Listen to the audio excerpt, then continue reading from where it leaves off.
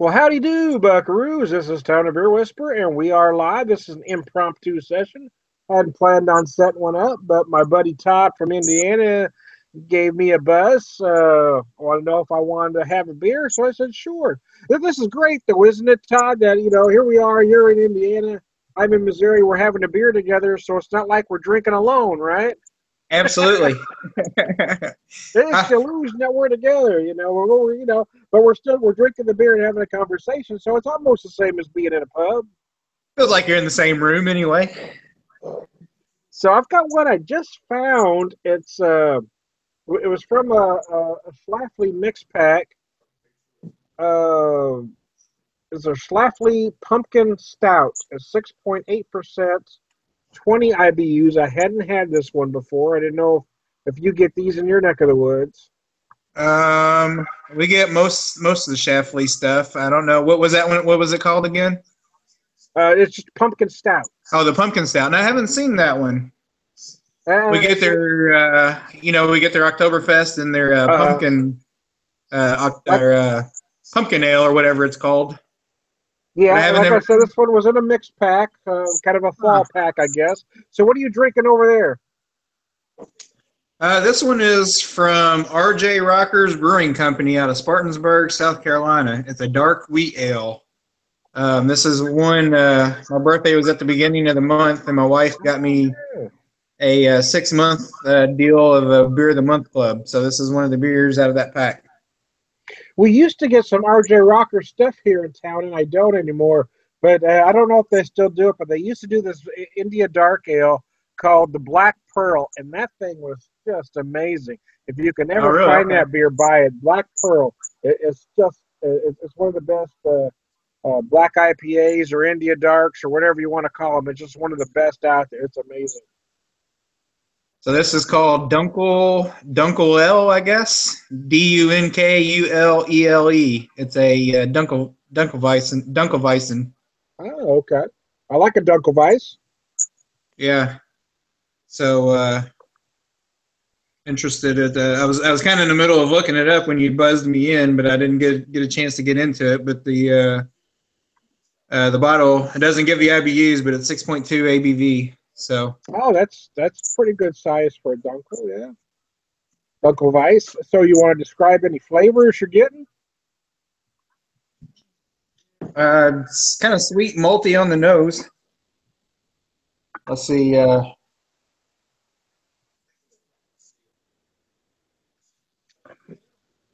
Definitely get some roasted malts, and kind of getting some dark fruit, like some raisin or plum type notes on the back end of it. Interesting. Let's see what it says here. It says, our play on the Dunkelweizen strums simple chords of roasted malts and fruity notes with a touch of wheatness. So grab your uke, gather your friends, and get to sipping. So didn't really give a whole lot of tasty notes, but I'm kind of getting some of the dark fruit, raisin, especially on the back end. Maltiness, sweetness up front for sure. Kind of light-bodied, I'd say light. Not even sure I'd even go medium. When I poured it, as you know, if you can see, but the head dissipated very quickly. Yeah, it looks like it's very lightly carbonated. Yeah. And the body's fairly light for wheat. Usually a lot of the wheat ales, at least for me anyway, kind of hit you, kind of sit in your stomach, or almost kind of gives you a full feeling to me anyway after you have a couple of them. But this one doesn't seem to have that effect, or at least, of course, I've only had a couple of sips of it, so maybe it will after a couple of them. But the flavor of it's nice, though. It's pretty good. Well, this one's nice. It's big, malty, sweet on the nose with a whole lot of pumpkin pie spice. I mean, you get getting a lot of clove, allspice, nutmeg going on. It's pretty good. It's not as sweet as you might think. Still getting any of the stout-esque type characteristics to it? Yeah, it almost being a big stout, sometimes it will give you chocolate-like notes. It almost feels just like slight dark chocolate mixed with the pumpkin and the pumpkin pie spice. Sounds interesting. Sounds really good. It is actually. It's very tasty. It's 6.8%. It's not small, but it's not large either. I'm going to call it medium bodied, but it's very easy drinking. So when did that hit the shelves in your area? Because usually it seems. I just found it today. Okay. Because like the Smash Pack, we didn't get it here until about a month after you were first opened yours. Well, maybe in a month you'll have it. Well, it's meant to be a fall pack, so hopefully you'll get it soon. Like I said, it just showed up at my store today. Okay, so I haven't looked for it, but if you're just getting it, just showed up in your neck of the woods today, it'll be over at the earliest, I would say, if it even comes. What else is in that pack? It has a noble lager, their Schlafly APA, which is easily found, and then their brown ale, which had been only in the tasting room in years past, and it is crazy good. That brown ale was gorgeous. So at least two new beers out of it, then, huh? Yeah, well, three. I hadn't had the noble lager before either. I hadn't seen it. Okay. It was nice, and I don't know if you've had their APA, but that's a very tasty beer. I have had the APA. It is good. I mean, honestly, there's not really many Schlafly's that I could say that's just not good. No, I've said it in almost every video I've done for Schlafly that I think they're an underrated brewery. I think a lot of, anytime somebody talks about breweries in St. Louis, Perennial Artisan comes up, side projects sometimes, Four Hands, Urban Chestnut.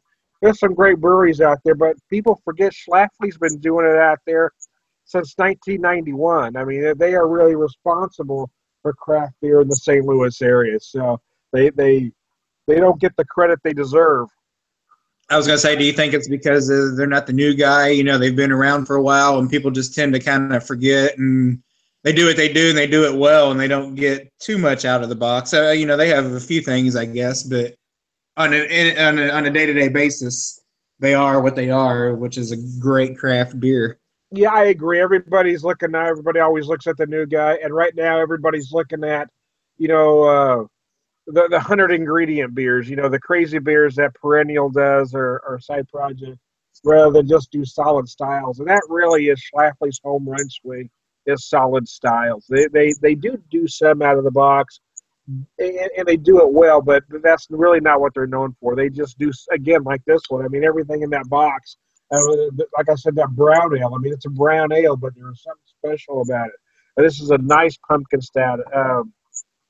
So in that noble lager I had out of that pack it was perfect. It's crisp, it's clean, it does what a beer like that is supposed to do. But I think breweries like that are just doing solid styles tend to get overlooked these days. Yeah, and I wish, and I'm kind of the same. I'm part of that, I guess, trend of looking for the new stuff. I always just like to try something new, just because you don't know, what you're never had it before, and I kind of tend to get away from the go-tos sometimes. Well, all of us beer guys do that, don't we? I mean, that's the problem with the craft beer industry is that we're always, we've talked about this before. Macro drinkers are very brand specific. The craft beer drinkers want to see what else is on the shelf. We rarely buy the same thing twice. Yeah, and there's so much out there. Every day there's a new brewery popping up that's getting distributed that you see, and that's part of the problem, I guess. Not that it's a bad thing, but it also, you tend to kind of forget the Schlafly's and the even the Bells or some of the founder stuff that comes out. That's great stuff. I know those are the bigger breweries, but do their mainstream stuff really well. Yep, I agree. So how's that beer working for you? Probably a little less than halfway through it now. Or a little more than halfway through it, I guess I should say. So is that the first beer you've had from RJ Rockers? No, I had their Squirrel, what the heck was that called? I had it the other day. Like I said, this one just showed up on my doorstep on Monday or Tuesday, so I had one the other day. But yeah, that was the first. That one and this one is the first two that I've ever had from them. I wasn't sure if they were like a small brewery or if they were kind of a bigger, like like a Gordon Biersch type brewery that's kind of pops up, do their own stuff, but they're kind of a mainstream type place. You know what I mean? Yeah, again, I don't know that. I've only had a few of their beers, and I used to be able to get a handful of them here in Missouri, but now I can't find them anywhere around here. But when I went to their website, like I said, I only got to visit it just for a few seconds before you invited me in. It looked like they had like a tasting room, like a small, type place. So it didn't really look like a mainstream type thing. So, of course, Spartansburg, I don't know if you've ever been there or not, but I've been passing through, and it's not a huge town. So I wouldn't think it would be, not to say that it couldn't be a kind of a mainstream type, like Gordon Biersch type place, but I think it might be a smaller type brewery. Nope, yeah, no, I've never been through there. I wouldn't know. So, but yeah, I've had actually had a scholarship offer at their junior college there in Spartansburg for baseball back in the day. Did you really? Yeah, turned it down and stayed home. Oh man, do you regret that at all? Yeah, sometimes. I kind of wish I would have maybe ventured out and explored a little bit, but then in a sense, it's hard to say that because of what I have now with family and with my wife and daughter and all. Who knows what would have happened had I gone out that way? So things always happen for a reason. Right. It's a definitely a catch-22. So speaking of baseball, since you brought it back to baseball, what do you think of what's going on as we get ready for playoffs? I don't know. It ought to be interesting. I hated to see about Fernandez for the Marlins the other day. I'm assuming you probably saw that. Yeah. Sad to see, only being 24 and coming back off of the Tommy John surgery like he did last year. Yeah. If not, for the money, probably at least easily top 2 or 3 in the game, pitching-wise. But, yeah, I don't know. The playoffs would be interesting. To be honest with you, I haven't followed it that closely the last couple of weeks. Now that football's kind of started, and Cincinnati has been out of it since before the All-Star break, I kind of just haven't followed it as closely. What about you? Well, no, I haven't followed it real close either, to be honest with you. I'm kind of looking forward to the playoffs, so I typically watch the playoffs no matter who's in. Yeah, I do too. That's the thing with baseball. It's such a long season that if your team's out of it early, as much of an avid baseball fan I am, I sometimes find it hard to get glued into it at this time of year until the playoffs start. So I kind of lose track of it for about the last month of the season. And to be honest with you, I almost couldn't even tell you who all's going to be in the playoffs. Well, my Dodgers are there. Yeah, I knew they were up there. Chicago, obviously, is the cream of the crop Chicago's right now in the National playing League. some wicked baseball, aren't they? Yeah. And the sad thing for me, I'm not a huge Cubs fan, but or a Cubs fan at all. But they're so young that they should be around for the next 3 or 4 years. It seems like every time you think they've got a chance that something crazy happens and they blow it. So you wonder what's going to happen this year. I mean, they have the team to watch. I mean, they've won over 100 games already. I think they're at 101 wins. I think so, yeah. You wonder how they're going to blow it in the playoffs. It's kind of one of those train wrecks. You just like, what's going to happen? How are they going to piss this one away? It's not always a team with the best record that gets there. That's why you have playoffs. Absolutely. So football. Hey, well, nobody would know it better than the Yankees. Now that you're geared up, yeah. For me, I mean, it's a good season for me when the Yankees aren't in the playoffs. I mean, for me, the Los Angeles Dodgers are my favorite team, and my second favorite team is anybody who just beat the Yankees. So. Understandable. So who's your No, my football brother and team? my dad were. My dad was a big Yankees fan, and my Oh, was brother he? also. Oh, no. Yeah, he also followed that trend of being a Yankees fan. Now, my uncle, my dad's brother, he's a big Dodger fan. Well, see, I grew So I'm up not in sure the where I grew the. up in the '70s, so that's when it was that big Dodger Yankee rivalry. They would Right. beat the shit out of us on a regular basis. Yeah. So my brother kind of followed suit of my dad. Now, I don't dislike the Yankees like most people do, just because of that reason, I guess. I did hit a spell there for a little while where I despised them because they tried to buy up every single player that was on the market and win their championships that way, and it backfired on them most of the times. That's what they've always done. Yeah, I mean that was Yeah. even back in the '70s. I mean Steinbrenner. That's what they always did. Yeah, it was always about the money. And the thing with Steinbrenner, he always seemed to buy the guys that were on their last legs anyway. Yeah, he did some interesting things. There was a lot of commercials back in the '70s. Billy Martin, Joe Steinbrenner was firing Billy Martin like every other day. So it was kind of the running gag. Is Yeah, he was Billy fired Martin and the hired by the manager this week Yankees. or not? What's that? He was getting fired like every other day for a while there. It seemed like. Yeah, I think they fired and hired him like 10 times in one season there at one point, didn't they? Yeah. See, it seemed You like know, anyway. as much as I hated the Yankees, and then Billy Martin, of course, went to the A's near the end there. But I mean, as much as I dislike the Yankees, you can't deny that Billy Martin was one of the greatest managers in baseball ever. The guy was just a genius. He knew how to win ball games. Yeah, and why do you think they fired him so many times in New York and then just bring him right back? Almost I seemed don't like it know. was for I think it was just a TV. lot of personality issues. I mean, Billy Martin was a very polarizing character.